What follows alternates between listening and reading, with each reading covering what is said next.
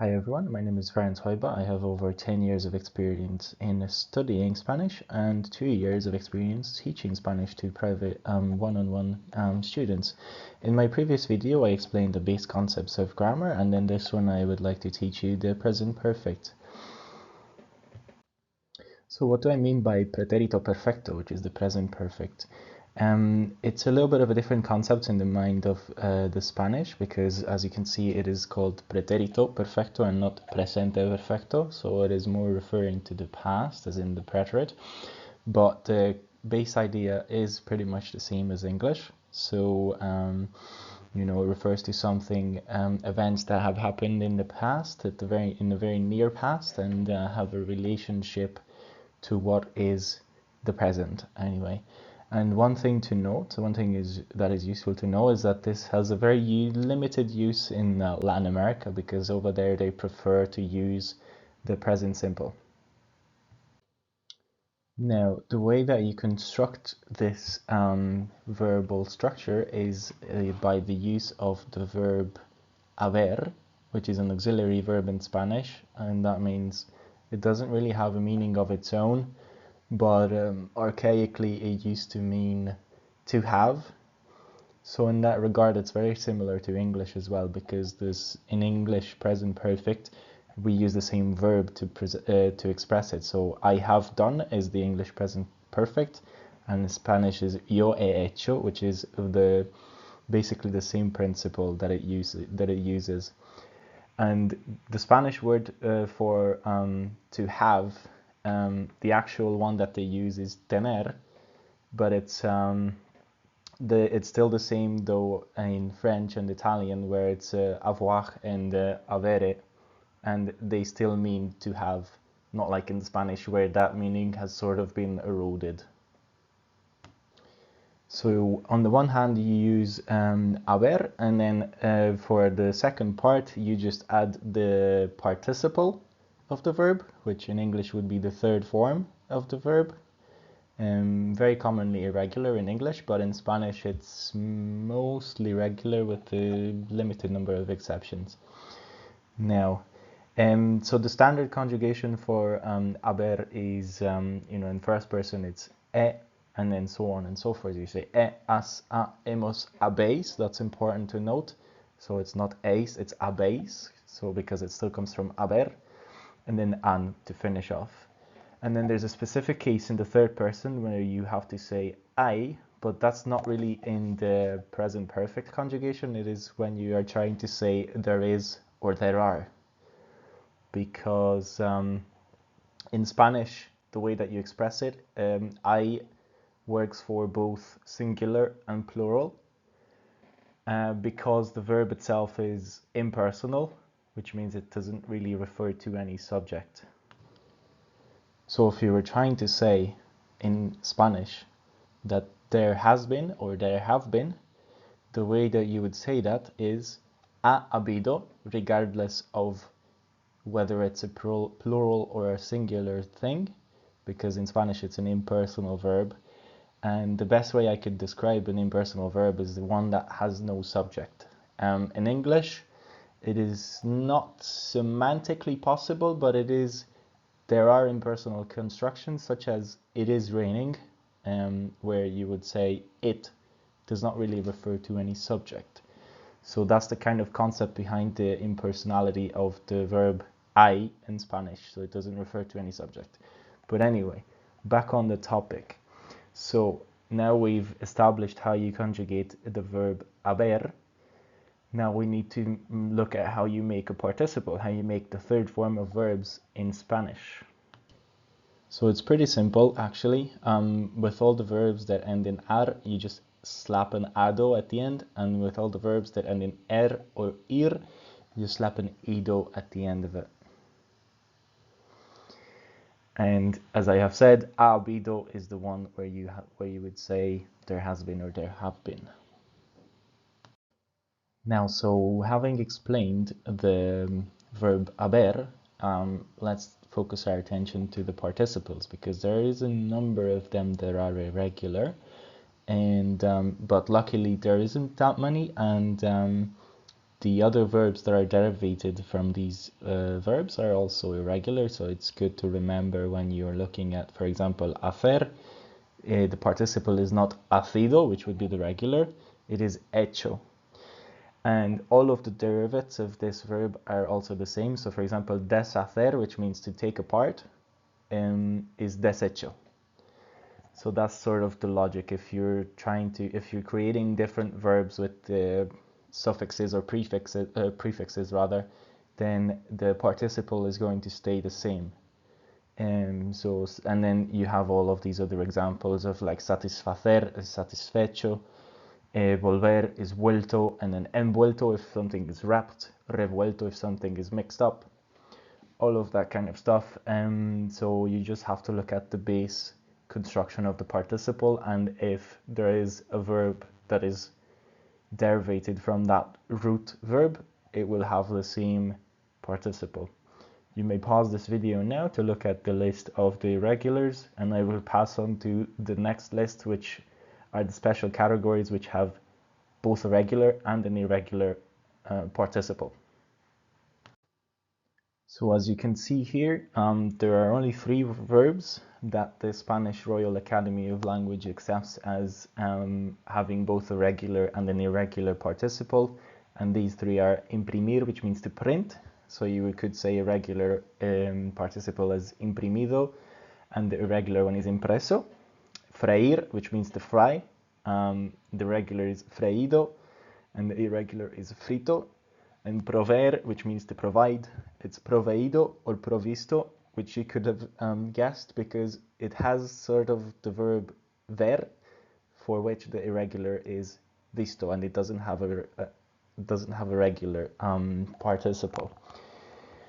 Now, you can kind of ignore the accents on top of the verbs, because even though most of the time the participles don't really carry an accent, they are still regular because it is just denoting the way that you're supposed to pronounce it in a regular way. So now I have covered how you're going to construct these verbs. I'm going to go over the uses of this tense.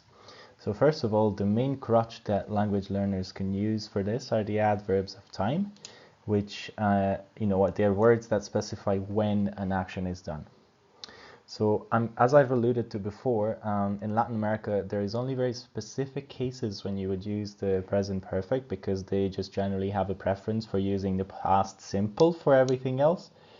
But I'm going to start with their examples so that we'll go through this and then we'll see what the Spaniards would use it for as well. So as you can see, the really only 2 uses that the Latin Americans would use these for is the sentences that sort of have a meaning like have you ever or I have never done something in my life. And that means that really only if you're going to Latin America, that's the only case that you're really only going to find these constructions. And the temporal adverbs for this is nunca, which is never, and then en mi vida or en tu vida is also never. So this is one thing that's important to remember is, for example, you will say yo nunca he saltado con paracaídas, which means I've never jumped with a parachute.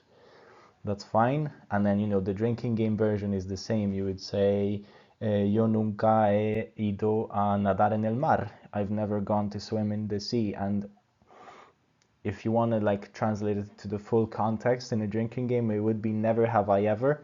But in Spanish, it is the same construction, except for in the northeast of Spain, where there's a little bit of influence of Catalan, where they say nunca twice. So they will say yo nunca he hecho x y whatever it is. And then so one more curious thing is when you say en mi vida, it means I have never. So you would say en mi vida he estado en California, which means I've never in my life been in California. Even though you're not saying a no here, it's not a negative sentence, the meaning is still that you have not done it. And as I have said before, the Latin Americans will use the past simple for everything else, basically. Now, back to Spain, though, any adverbs of time that start with este or esta or estos or estas will be conjugated. The verb itself will be conjugated in Pretérito Perfecto because, you're saying that este or esta, so this, you would say this morning or this week or this month, anything of the sort. It has an anchor in the present by saying este, because you're pointing to something that is close. So that's why you will say, esta mañana me he levantado a las 7. This morning I have woken up at 7. That would be the literal translation into English. But even in English, it is preferably not used for something like that. But in the Spanish of Spain, it is still used because you're referring to something that is really connected to the present. And you can use it for, however perverted goals you want to say. You can even say, in this century, en este siglo, la tecnología ha avanzado mucho. So in this century, the technology has advanced a lot. So you can really go far with this as long as you're using the word with este or esta. And then, there is one more thing, which is the ya and the todavía. Now, these words would mean already or yet. So ya is already and todavía is yet. So if you want to say, ¿has hecho tus deberes ya? Have you done your homework yet? But they're the English translation really depends on the context in Spanish. So if you want to say, have you done your homework yet? Then you will say, ¿has hecho tus deberes ya? And then when you say, I haven't done them yet, you will say, no, todavía no los he hecho. So these two words are they don't always mean the same thing in English. So you have to pay attention to the context, but they are adverbs of time, which will always require a present perfect, the pretérito perfecto, to be used when you see these adverbs. And then, so there is one more thing in Spain, which is sort of like a spectrum of how long ago. Now in here, you can the tense that you'd use really depends on the speaker. So for example, one thing that is firmly within the pretérito perfecto territory would be hace media hora. So half an hour ago would be still really much just it would still really just go with pretérito perfecto. And then, you're saying hace 2 horas, 2 hours ago, it's starting to get away, but it's still closer to pretérito perfecto. And you say hace 10 horas, 10 hours ago. It's really that way will depend on the speaker. It pulls more towards the past simple, the past simple. And then hace un día, it is firmly in the past simple territory, and you wouldn't use the present perfect for that one. So just to recap what we have seen, so we start by, the construction of the verb is done with the auxiliary verb haber, which is sort of an equivalent of to have in English, plus the participle, which is the equivalent of the third form of the verbs in English. And secondly, the way that you make the participle is you slap an ado at the end of the verbs that end in ar, and you put an ido at the end of verbs that end in er or ir. Now, just need to remember the irregulars, but luckily all of the irregulars and their derivatives are the same. So if you learn the base root verb, you'll be able to use it for all of the other verbs that are made from the same one, and you'll be able to remember it. And then there's the only 3 verbs with both a regular and an irregular, of course, imprimir, freír, and prover.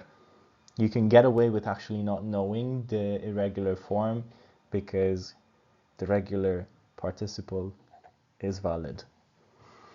And just to remember that this is a thing that has a limited use in Latin America, with the I have never or never have I ever, or in my life I've never. So you can sort of get away with not even using it at all in Latin America, but unluckily this is an easier verb construction to use than the past simple, so it might be still valuable to learn, especially if you want to use Spanish in Spain. And then for the rest, for everything else, it's really easy to remember the time adverbs, because they are your number one crutch for when you're using this tense. So, anything that refers to something that is still connected to the present, esta mañana, este mes, or the two special ones, the todavía or ya, which is the yet and already. All of these ones, if you remember, you'll be able to remember that this is the kind of tense that you need to use. So that's it for this video. Thank you for watching, and if you're interested in more, there's going to be more things coming. There's already one video up where I talk about the present simple. Thank you again.